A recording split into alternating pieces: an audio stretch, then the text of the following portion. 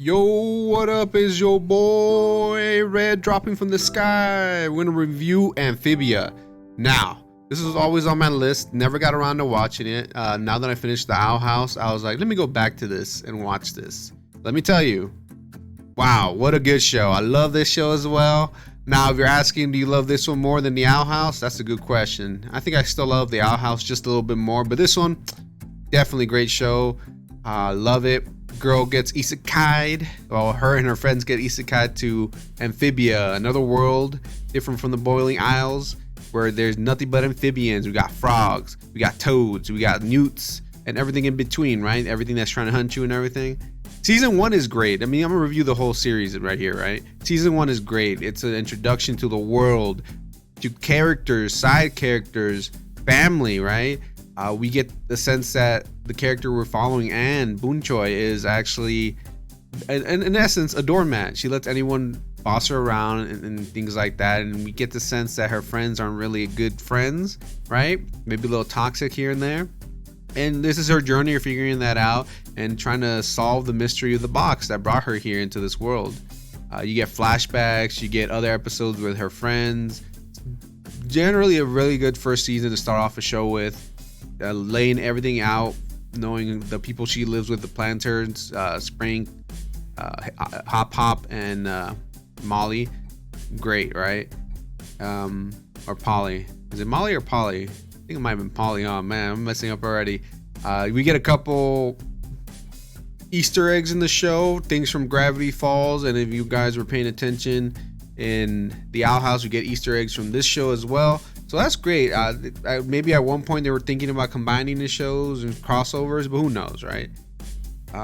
Throughout the first season, like I said, it's nothing but adventures, explanations, and finding oneself. And actually, season 1 has one of my favorite episodes. The last one, actually, the last episode was pretty great. It really hit you, and they played a great song. To be honest, I was like, "Whoa, that's a good song, good ending." The music in this show is generally decent. Nothing memorable for me, and I watched all the episodes, right, all in once, but yeah, definitely a good pick on that end of season 1, which brings us to season 2. They finally they are able to cross some of the mountains that were frozen during the winter, and they eventually get help from the main capital. And I mean, I'm skipping ahead, but they basically go back to the human world, right? Great stuff in season 2 though. Probably my favorite season. We get a lot of robots, explanations, theories going around, reunions between friends, and betrayals. It's insane. I don't want to give away too much of season 2, but like I said, it's my favorite season, which leads up to season 3, The Return Home, which many of you don't know, but the Owl House was supposed to have this, but again, it was canceled. So I'm glad I could see it in this show and see what the possibilities that show could have had. And let me tell you, Amphibia was great. Amphibia world is amazing.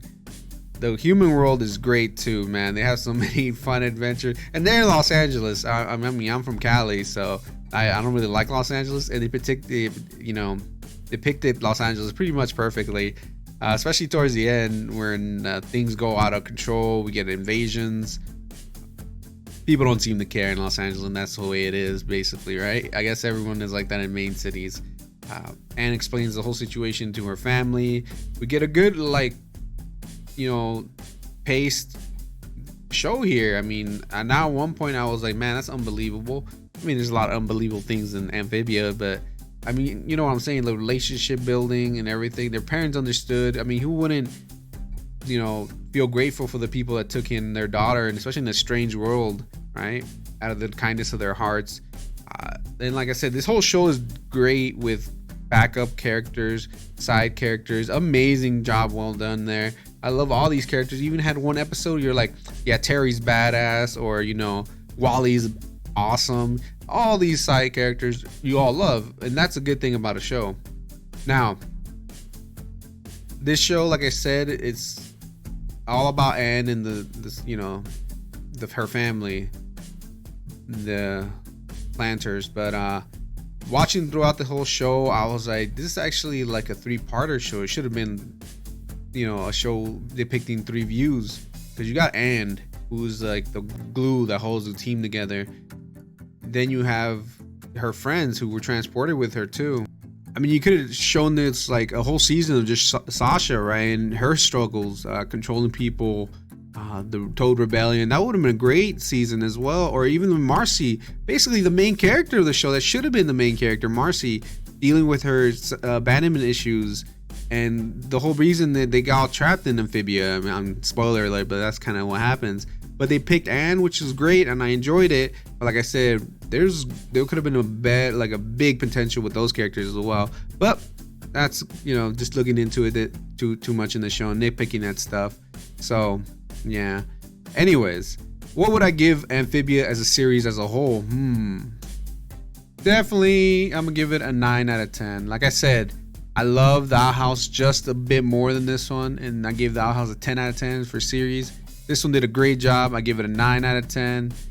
And yeah, man, thanks again for watching my reviews.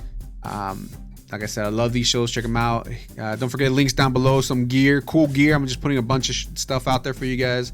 And thanks again. I'll check you guys next time. Peace.